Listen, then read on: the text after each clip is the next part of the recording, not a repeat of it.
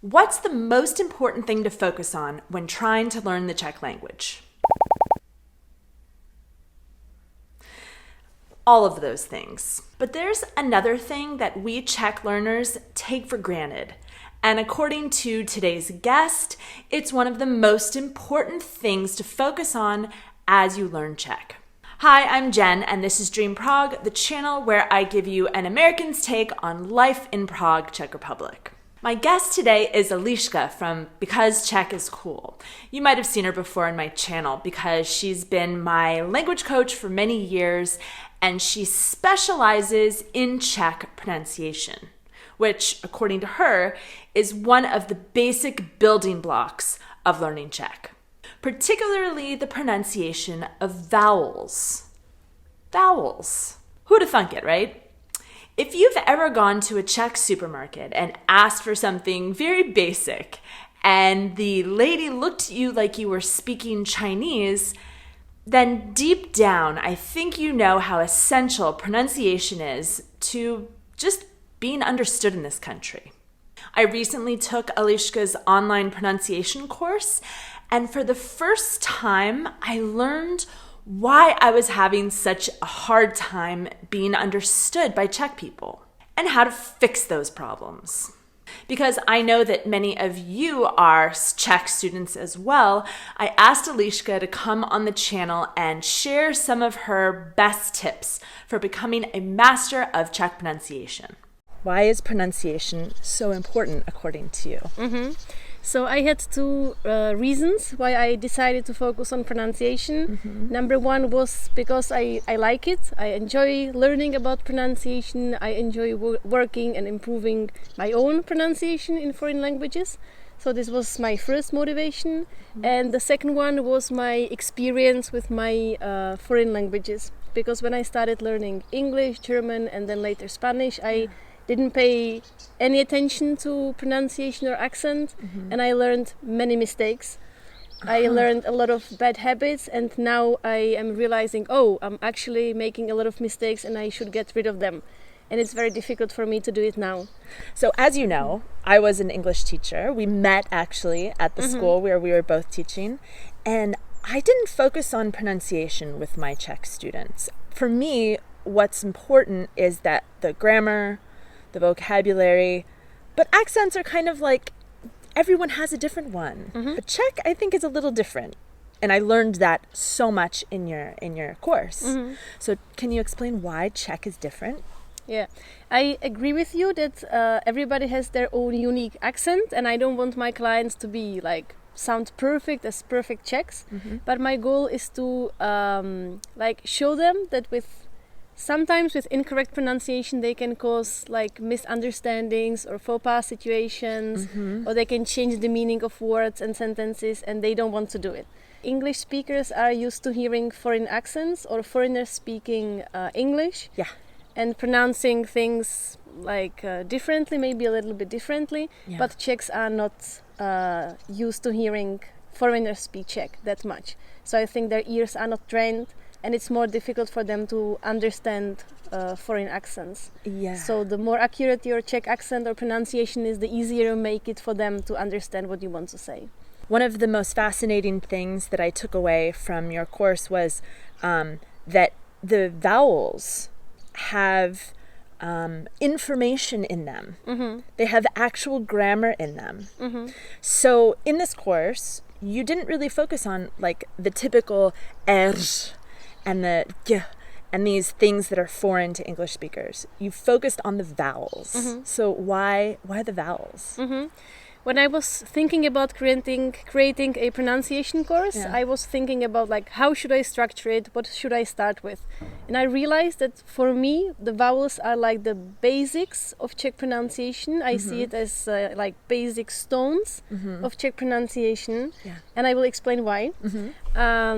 So in Czech, we change, you know it yourself, we change words, the form of words to show meaning. So for example, you can take the word mama in the basic form and you change it to mámo if you address her directly. Ahoj, mámo. In English, it stays the same. It's mom, hi mom. It's the same. We do the same with verbs. So you can take the verb mom, and then you can change it to mame, we have, or máš, you have, Yeah. or máte, you plural have. So these endings change the meaning of words. Yeah. And these endings, but also prefixes, for example, contain a lot of vowels. And if you don't get these vowels right, if you mispronounce them, the meaning disappears. So then you're not able to tell whether it's you have or we have or I have. Yeah. And you change the meaning, you change the thing you want to say. Yes, and it's, I have to admit, and it's terrible, but the charki, to make a vowel long, as an English speaker, I just disregard it. I'm like, this is for a truly advanced student. I need to focus on the vocabulary, but having a long vowel or a short vowel completely changes the meaning of the word. Do you have any examples of that? Sure. You know our common friend Gavin from the US? Yes. So he visited Prague. Everyone knows Gavin. Yeah. He visited Prague a couple of years ago and he went to the store to buy eggs. And he wanted to ask the lady whether here in the Czech Republic the eggs are sold raw or cooked. So he wanted to ask, jsou ta vejce syrová, are these eggs raw? But he made it sound long and he said sírová, jsou ta vejce sírová, which means cheesy.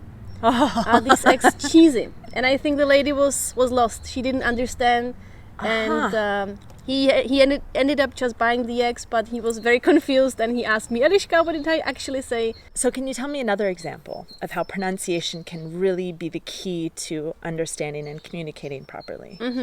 So there are a couple of words that sound completely the same, and the only difference is whether the vowel is long or short. Okay. So for example, bit, do you understand? Yes. It's an apartment, Flat, right? yeah. Flat. Bit or beat, which is to be. To be. Right. So Yeah. bit, beat. I say those the same way. Okay. Now I won't. Okay. Yeah. Yeah. So other example would be peče. Peče. Peče. To bake.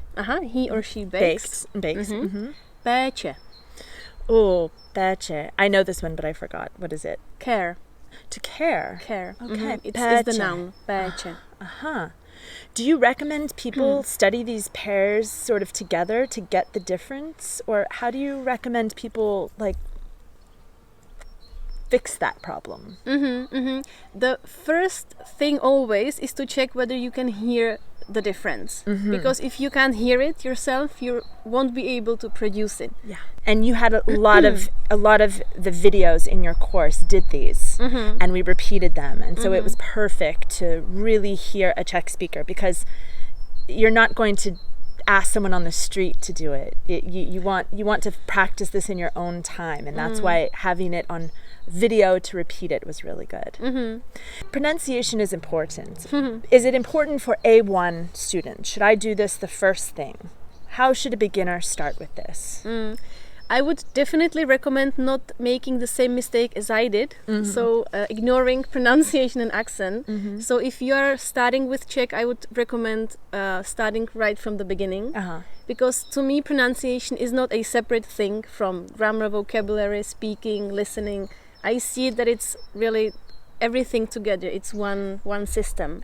So if you start working on your pronunciation, it also makes your grammar better, your vocabulary. Yeah. So to give an maybe more exact suggestion on what you could do. Oh, this is great for my viewers. Yeah. Okay. So if you are starting to learn Czech right now, I would start just by listening to get used to the sounds of the language. Okay. Because I think we tend to start with texts. We tend to start with checking words in the vocabulary in Slovník. In Slovník, what's the English word? Dictionary. Dictionary, thank you. So we look up words in the dictionary, we read dialogues in the book, but we get confused by the text, by the spelling, because we know the spelling from our native language, and we automatically apply it to the foreign language. So I would forget about the text for a couple of days, maybe, and I would just listen. So find some easy, understandable, comprehensible recordings, and I would just listen to get used to the sounds, to the rhythm, to the flow of the language. This would be like the first step, what I would do. Oh, excuse us for one moment while we try to get out of the sun for Eliška's next 4 tips. I hope you're writing these down. And she's given me some resources for listening, so I'll put those in the description box below. What is it? It's called 50 Languages, and you have sentences organized by topics. So, I don't know, at the restaurant, shopping, booking a hotel. Oh, that's perfect. And they are short. These are short sentences with a English translation. So you can quickly check the translation and then forget about the text and just listen. Yeah. You can use Slow Czech, which is a great project by my friend Eliška. I'm sure you know it if you are learning Czech, Slow Czech. And then maybe a dialogue from a textbook. If you look in chapter 1, you will definitely find a easy and comprehensible dialogue there. Then I would listen and read at the same time. So at this point you see the difference between what we actually say and how we write it. Yeah. So for example, you will notice, okay, I repeated v Praze, but actually in the text I see v Praze. Okay, it works like this. So you notice the difference. Right. But the sound is what you know is the priority, not how you think it's pronounced. And also because you've already repeated it so many times, it's easier for you to stay in the right pronunciation and not to jump back to your old, or not your old, but your English habits. Yes. Right? Yes. So just listening, then listening and reading at the same time, repeating out loud, so pronouncing out loud. This is actually called shadowing. You shadow the speaker, so you are mimicking the speaker and you are trying to repeat after them as closely as possible. So at the same moment they say something and you say it at the same moment and you repeat after them, maybe 1 second later. Yes. It's very difficult, but it works great. I've used Pimsleur. That's how I started with Czech before I moved here. The Pimsleur tapes, and you just repeat. Yeah. I couldn't say děkuji to save my life. Wonderful. Děkuji. I couldn't say, and you shadow. Just like you said. And then at this point I would look into individual sounds. So I think people often tend to start the opposite way around. So they look at sounds, they learn how to pronounce r and y and y, but they don't know how to connect it together. So I would start with a bigger picture, with sentences, with phrases, with words, and then I would look into individual sounds. Okay. So for example, or people who are starting with Czech, they can look up Czech alphabet on the internet. There are many brilliant videos by my colleagues on YouTube where they present all Czech sounds, and you will probably notice that there are some of them that are more difficult for you, so then you can start practicing them. Yeah. And then I would definitely get some feedback, because sometimes we think, yeah, it sounds great, I pronounce it correctly, but you don't. And I know it myself from my English studies, so I would get a native speaker who gives you feedback, or if you don't have a native speaker, I would record myself and listen back to my recordings and analyze and compare the original and my recording to hear what mistakes I'm still making. Yes.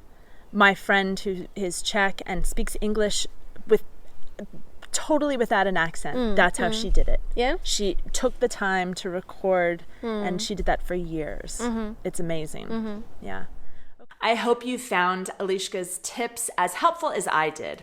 I'll put a link to all the resources she mentioned today, as well as a link to her online pronunciation course in the description box below, if you want to once and for all fix your bad pronunciation habits. Uvidíme se příští týden.